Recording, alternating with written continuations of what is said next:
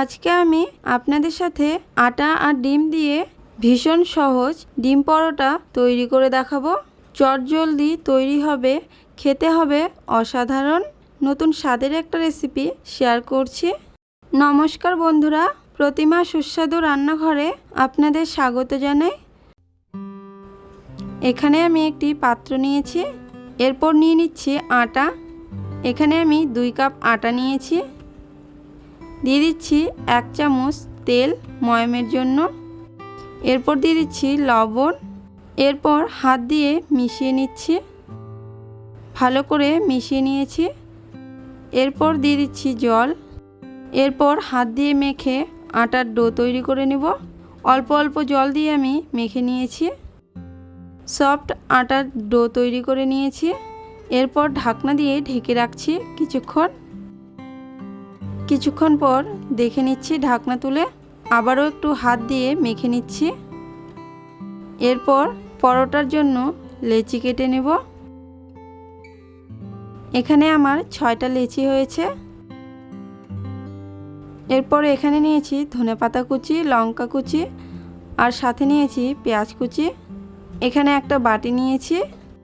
এরপর আমি এখানে একটা ডিম নিয়েছি। এরপর এর মধ্যে দিয়ে দিচ্ছি লঙ্কা কুচি, পেঁয়াজ কুচি, ধনেপাতা কুচি আর দিয়ে দিচ্ছি লবণ। এরপর ভালো করে মিশিয়ে নেব। ভালো করে মিশিয়ে নিয়েছি। এরপর আমি চাকতিতে শুকনো আটা নিয়ে নিচ্ছি সামান্য একটু। এরপর একটা লেচি নিয়ে নিলাম। শুকনো আটা ভালো করে লেচির গায়ে লাগিয়ে নিয়েছি। এরপর বেলে নিব। দেখুন বন্ধুরা, এই রকম পাতলা করে বেলেছি। খুব বেশি মোটা বেললে খেতে ভালো লাগবে না।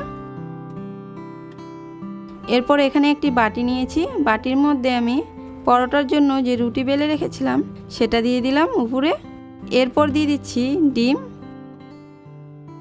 এরপর উপর থেকে আবারও একটা পরোটার রুটি দিয়ে ঢেকে দিচ্ছি। হাতের আঙ্গুল দিয়ে এইভাবে চাপ দিয়ে বসিয়ে দিচ্ছি রুটিটা ভালো করে। আপনারা দেখে নিশ্চয়ই বুঝতেই পারছেন। এরপর সাইড দিয়ে বাকি অংশটা এইভাবে ছাড়িয়ে নিব। আস্তে করে এইভাবে ছাড়িয়ে নিতে হবে। দেখুন বন্ধুরা, এইভাবে তৈরি করে নিতে হবে। এরপর গ্যাসে ফ্রাই প্যান বসিয়ে দিয়েছি। দিয়ে দিচ্ছি 1 চামচ তেল। এরপর খুব সাবধানে পরোটাটা দিয়ে দিতে হবে। এইভাবে তেল এক জায়গায় হয়ে আছে, তাই আমি তাওয়াতে ছড়িয়ে দিচ্ছি পুরো তাওয়াতে। এরপর কিছুক্ষণ পর পাল্টে দিব পরোটাটা। বন্ধুরা, আমরা যখন নর্মাল পরোটা বানাই সবার প্রথমে পরোটাগুলো এপিট ওপিট করে ভেজে নেই। তো এই পরোটাটা বানানোর সময় সবার প্রথমে তেল দিয়ে দিতে হবে, তারপরে পরোটাটা ছেড়ে দিতে হবে।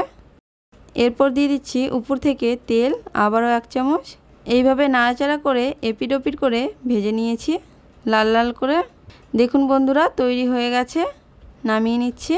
দেখুন পরোটাগুলো কত সুন্দর হয়েছে। সবগুলো পরোটাই একইভাবে ভেজে নিয়েছি আমি। এইভাবে খুব সহজেই ডিম পরোটা তৈরি করে নিতে পারেন বন্ধুরা। দেখুন পরোটাগুলো দেখতে কত সুন্দর হয়েছে, খেতেও কিন্তু দারুণ হয়েছিল।